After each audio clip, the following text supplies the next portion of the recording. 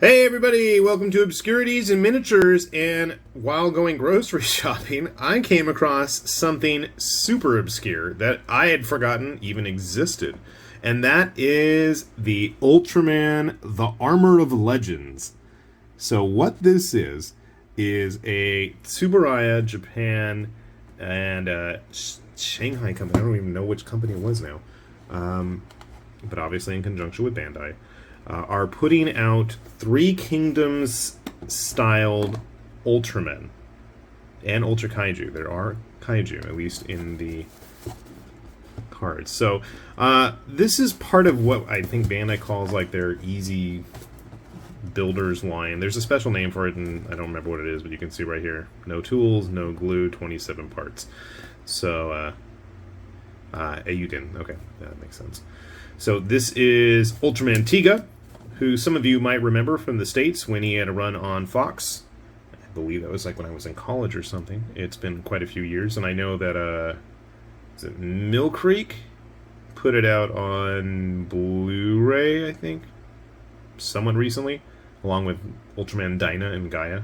We've got just about every single Ultra figure, family, whatever, on disc in this house, and we've watched them all. So when I saw this, I was like, oh shoot, Tiga. Tiga is dressed up like Zhao Yun from the Legend of the Three Kingdoms. Romance of the Three Kingdoms. I don't even know what I'm talking about. Legend, romance, anyway. So these are going to be single-posed models. You can see they are colored runners.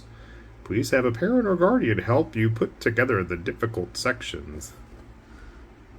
Yeah, okay, I will try that. So yeah, you can see there's a bunch of different designs. Overcome perils with your allies.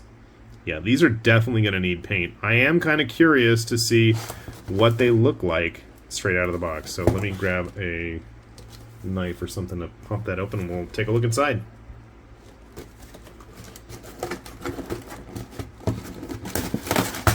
Now, one of the nice things, especially about finding these at the supermarket, and this is at one of the Japanese supermarkets in California, which we have quite a few of,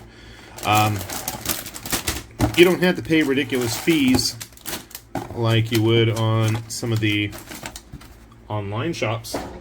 But, on the other hand, I was just browsing online, and they're not actually too badly priced. You can get these for like $10, at least in the States, with shipping included. So not a whole lot of parts. It looks like, obviously, the main section that's going to need the stickers is Ultraman Tiga's belly.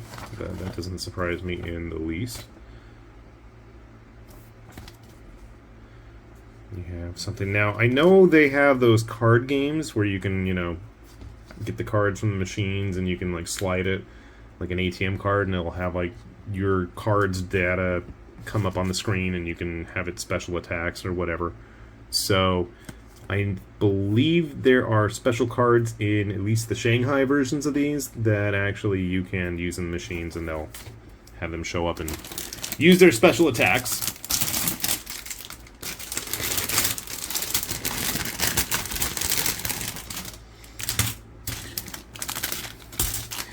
This is giving me nostalgic flashbacks of building old Takara kits from the early 90s, late 80s.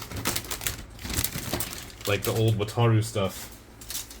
So, whoo boy, look at this. This is like his coat.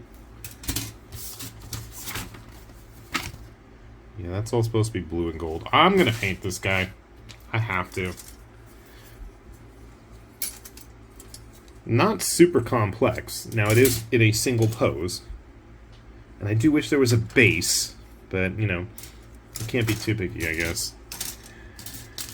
Alright, I'm going to actually build it with the stickers on just to show you guys what it's going to look like. Obviously, I'm going to have to peel them off afterwards to paint everything. I've never tried painting an Ultra figure, but you know what? When I do it, at least it'll show up in one of our weekly painting progress videos that are always on Mondays.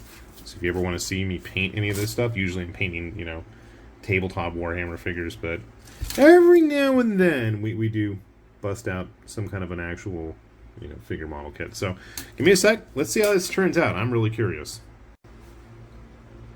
Okay, we've got our Tiga Zhao Yun all put together here, and, well, it wasn't that hard, and I can certainly think of worse ways to spend an afternoon. And surprisingly, outside of the stickers, I mean, it doesn't look all that bad. I gotta say, they gave you a nice selection of color choices here. So while the gray does match his skin tone, that is a little wonky in my opinion. There's a little bit of flexibility in the arms and in the head. So if you wanted to have him doing some kind of dramatic kabuki style pose, that totally works. There's a nice sense of movement to him. Good size too. But once again, and this is an issue I have with almost every modern Bandai low-grade kit, and by low-grade it's not a master grade or high-grade, I mean, is when we don't bother doing the complete backside of a model. We have these empty gaps in the hand and in the back of the head. That just really irks me the wrong way. Now obviously some paint is going to go a long ways. Naturally we have stickers that only cover the front. I didn't really put them all that nicely on his face. I didn't want to get a ton of residue. I will go back and paint them. The actual eye section is the same gold that is used on the hand armor there. So if you're curious about how big he is, I grabbed one of the standard figure eyes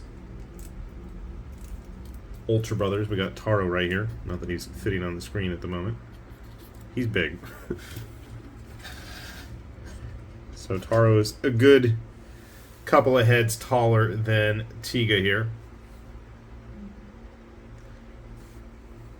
Let's see if I can... I'd say he's more close in size to a 1/144th Gundam. If you wanted to use him as some kind of a statue that, you know, the natives are praying to in your tabletop games, I think it's a nice size. You want to use it as some kind of unleashed deity of, you know, your choice of fantasy options. You want it to be Susanoo or something like that. Yeah, while the armor is very Chinese, you know, a lot of the Japanese pantheon, especially early on, tended to have very ornate Chinese-style armor. Getting a SD Gundam there in terms of size as well. So while the pose is a bit static, it is pretty neat looking, I gotta say. And again, I think given a, you know, tabletop base, 100mm base or so, that's my only downside. I think they could have had, and most, you know, Bandai models these days tend to have a stand. But for the price, you know, if I'm paying sub $10, sure, why not? I can live with, you know, some cheap stickers. I can live with some areas that are going to need paint. And I mean, as somebody who's collected Bandai models, not just Bandai models, but just, you know, anime-inspired hobby models from Japan for the last 30-plus years, I'm used to having to do a little bit of painting. So I think that'll definitely go a long way. The back of the head, I'm not a big fan of that, but it is what it is. I gotta admit, I'm still gonna probably go ahead and get a couple more of these, so if you like these, do keep an eye on our channel. Hit that subscribe button if you never have. I don't usually mention that, but we will see some more of these. I'm gonna see if I can track down. I know they made some vinyl ones as well.